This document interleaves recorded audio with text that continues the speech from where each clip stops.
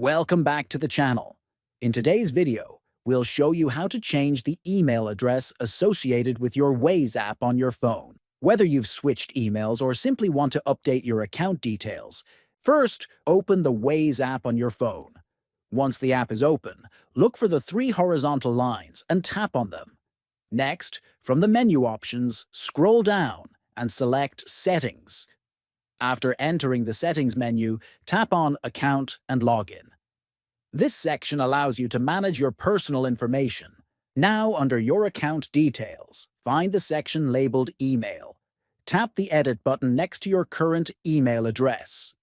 At this point, you'll be given two options: Continue with Google or Continue with Email.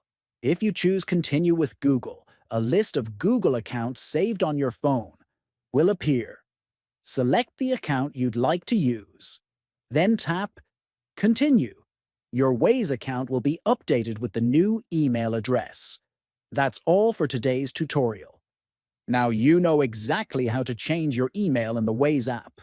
If you found this video helpful, don't forget to like, comment, and subscribe for more tips.